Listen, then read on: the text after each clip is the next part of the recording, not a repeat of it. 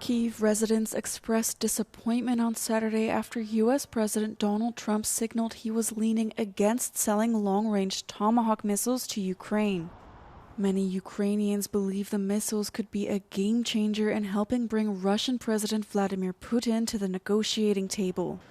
Президент Сполучених Штатів Америки озвучив те, що має бажання передати Україні томагавки на прохання президента України Зеленського, але я думаю, що це тільки гра. Насправді, далі слів це не дійде, і Україна не отримає ці ракети, хоча вони нам дуже потрібні для завершення цієї війни. While Trump had previously suggested he was considering sending the missiles, his tone shifted after he held a lengthy phone call with Putin on Thursday. He also announced he planned to meet with Putin in Hungary in the coming weeks. Thousands were left without power across Ukraine on Saturday after overnight Russian drone strikes hit multiple energy facilities. Regional authorities in the regions of Kharkiv and Chernihiv reported damage to energy infrastructure that caused blackouts to residents. The overnight attacks killed one person in Kharkiv, a 58-year-old man, according to the regional head of military administration. In Zaporizhia, an educational institution caught fire after it was struck by a Russian drone, but there were no reports of deaths or injuries. More civilian infrastructure was also struck in the Poltava region, damaging several houses as well as vehicles, according to regional authorities. It has become common for Russian forces to increase attacks on energy infrastructure ahead of the cold winter months, which Ukrainian officials have denounced as weaponizing winter. A Polish court on Friday blocked the extradition to Germany of a Ukrainian man suspected of involvement in the 2022 attack on the Nord Stream gas pipelines. The 46-year-old suspect, identified as Volodymyr Z, was arrested near Warsaw in September on a German warrant. Nord Stream 1 I 2.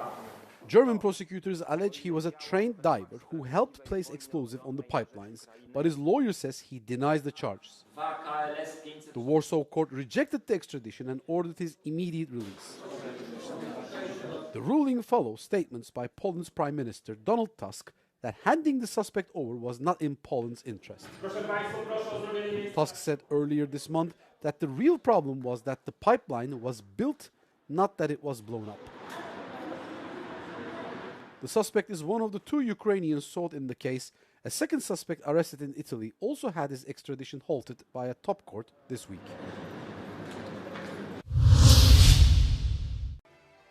Prince Andrew gives up his royal title of Duke of York as well as other honours after his friendship with sex offender Jeffrey Epstein returns to the headlines.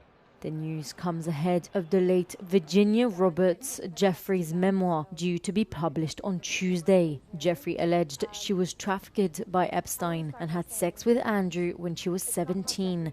Claims Andrew denies in a statement released by Buckingham Palace on Friday, and with the agreement of his brother King Charles. Andrew said, "The continued accusations about me distract from the work of His Majesty and the royal family." In 2019, Andrew had already stepped down from public life over links to Epstein, despite denying any wrongdoing.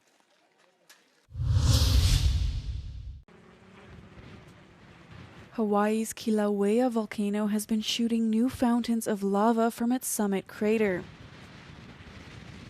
The U.S. Geological Survey shared that record-high fountains of lava were measured for the ongoing eruption, which has been taking place at semi-regular intervals since late last year. The latest episode began on Friday night and is the 35th episode since December. Scientists believe they are all part of the same eruption because magma has been following the same pathway to the surface. The fountains from the south vent at Kilauea's summit crater soared nearly 500 meters into the air, taller than New York's Empire State Building. The USGS added that the plume of gas above the fountains extended to over 5,000 meters above ground level.